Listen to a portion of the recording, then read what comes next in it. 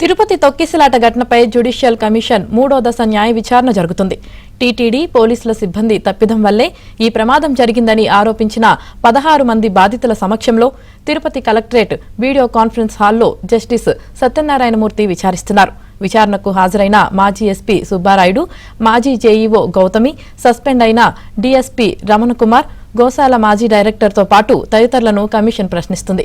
నిన్న TTD EO శ్యామలారావును commission ప్రశ్నించారు. ఇప్పటికే బాధితులు, సాక్షులను కమిషన్ విచారించింది.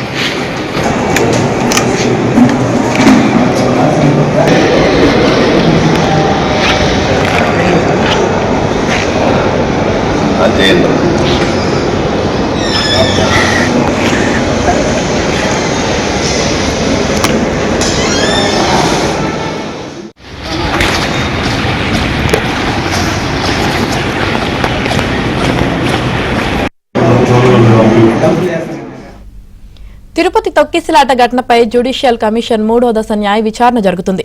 టీటీడీ పోలీసుల సిబ్బంది తప్పిదం వల్లే ఈ ప్రమాదం జరిగిందని ఆరోపించిన 16 మంది బాధితుల సమక్షంలో తిరుపతి కలెక్టరేట్ వీడియో కాన్ఫరెన్స్ హాల్లో జస్టిస్ సత్యనారాయణమూర్తి విచారిస్తున్నారు. విచారణకు హాజరైన మాజీ ఎస్పీ సుబ్బారాయుడు, మాజీ జేఈఓ గౌతమి, సస్పెండ్ అయిన డీఎస్పీ రమణకుమార్, గోశాల మాజీ డైరెక్టర్తో పాటు తదితరులను కమిషన్ ప్రశ్నిస్తుంది. నిన్న టీటీడీ ఈవో శ్యామలారావును కమిషన్ ప్రశ్నించారు.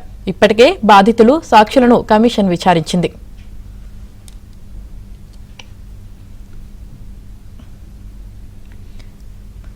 తిరుపతి తొక్కిసలాట ఘటనపై జ్యుడిషియల్ కమిషన్ 3వ దశ న్యాయ విచారణ జరుగుతుంది. ఇక దీనికి సంబంధించి పూర్తి సమాచారం మా ప్రతినిధి దినేష్ లైవ్ లో అందిస్తారు. దినేష్, హలో హలో యాంకర్ ఎవరు?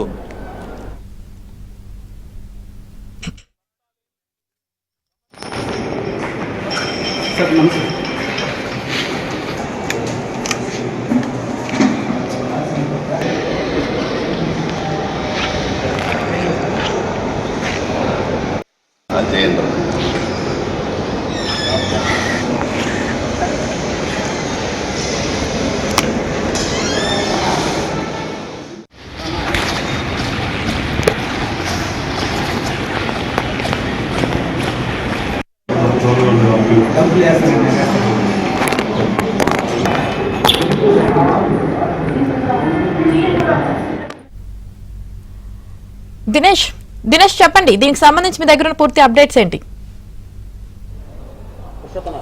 యామిని, మొత్తం మీద తొక్కిసలాట వైకుంఠ ఏకాదశి సందర్భంగా జరిగినటువంటి తొక్కిసలాటకు సంబంధించి ప్రభుత్వం నియమించినటువంటి ఏకసభ్య కమిషన్ ఏదైతే ఉందో సత్యనారాయణమూర్తి ఆధ్వర్యంలో మనం ఇప్పుడు కలెక్టరేట్ జరుగుతున్నటువంటి విచారణను మనం చూడొచ్చు.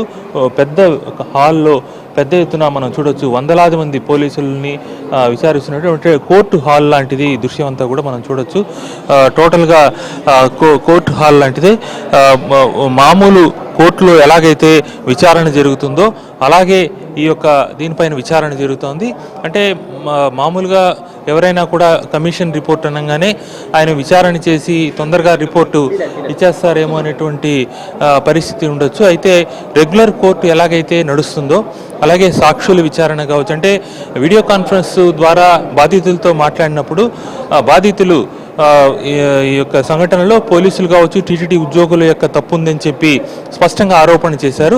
ఆ ఆరోపణ తర్వాత దాంతోపాటు సస్పెండ్ అయినటువంటి రమణకుమార్ డిఎస్పీ ఎవరు ఉన్నారో ఆయన తాను ఒక్కడే కాదు ఇంకా చాలామంది ఉన్నారు, వాళ్ళపైన కూడా చర్యలు తీసుకోవాలని చెప్పి కమిషన్కి రెండో విడత వచ్చినప్పుడు చెప్పడం జరిగింది. ఇక్కడ అడ్వకేట్ కూడా ఉన్నారు. ఏమంటే క్లుప్తంగా చెప్పండి, అసలు రెగ్యులర్ కోర్టులో జరిగినట్టు జరుగుతుందా? ఎవిడెన్స్ కావచ్చు, క్రాస్ కావచ్చు, అన్నీ జరుగుతుంది. ఏం జరుగుతుంది? ప్రతి ఒక్కటి కూడా రెగ్యులర్ కోర్టు లాగానే జరుగుతుంది. మీకు అందరికీ తెలిసిందే, ఆల్రెడీ సత్యనారాయణమూర్తి గారు, ఫార్మర్ జడ్జి గారు, వారి ఆధ్వర్యంలో జ్యుడిషియల్ ఎంక్వైరీ జరుగుతుంది. దానికి రమణ కుమార్ గారు, ఎస్పీ ఇంతకు ముందు ఉన్నటువంటి ఎస్పీ సుబ్బరాయుడు గారు, వారి తరపున కూడా అందరూ కూడా వచ్చి మేమందరం కూడా వకాలతులు ఇచ్చి ఎంక్వైరీ, విట్నెస్ జరుగుతుంది, క్రాస్ ఎగ్జామినేషన్ జరుగుతుంది. యాజ్ యూజువల్ రెగ్యులర్గా కోర్టులో ఏ విధంగా జరుగుతుందో అదే విధంగా జరుగుతుంది. విక్టిమ్స్ను క్రాస్ ఎగ్జామినేషన్ చేయడం, అలాగే ఏదైనా ఆర్గ్యుమెంట్స్ ఉంటే చెప్పడం, లేదా వాళ్ళ సైడ్ ఇప్పుడు టీటీడీ మొత్తం కంప్లీట్గా ఇప్పుడు వచ్చింది revenue, TD employees and police, వీళ్ళు ముగ్గురు కలిసి చేశారు. కాబట్టి వీళ్ళు ముగ్గురు కూడా సపోర్ట్ ఇస్తారు. కానీ by end of the day TTD అనేది హోల్సేల్ ఓనర్. అందుకనే జేయు గౌతమ్ గారిని కూడా కానీ క్రాస్ ఎగ్జామినేషన్ చేస్తున్నాం. ఇంకా స్టిల్ అండర్ కోర్టు 19వ తారీఖు నుంచి 21వ తారీఖు వరకు అది జరుగుతుంది. ఖచ్చితంగా దాంట్లో రెగ్యులర్ కోర్టు అయితే చాలా సంవత్సరాలు పెడుతుంది. అలాగే ఇది కూడా సంవత్సరాలు జరిగే అవకాశం ఉందా, లేదు తొందరగా ఏమైనా డిస్పోజ్ అయ్యే అవకాశం ఉందా?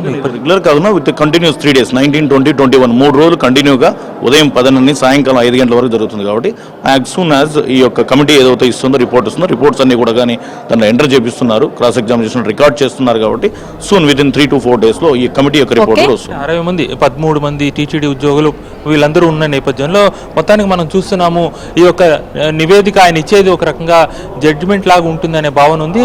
ఆయన ఇచ్చేటువంటి దీనివల్ల ఎంతమంది ఉద్యోగాలు పోతాయి అనేటువంటి భయం కూడా, ఎందుకంటే ఆ రోజు జరిగిన తొక్కిసలాటకు సంబంధించి 60 మంది టీటీడీ, రెవెన్యూ అలాగే పోలీసు సంబంధించినటువంటి వాళ్ళని విచారిస్తున్నారు. వీళ్ళందరూ భవిష్యత్తు ఏమవుతుందనేటువంటి భయాందోళన అయితే ఉంది. యామిని.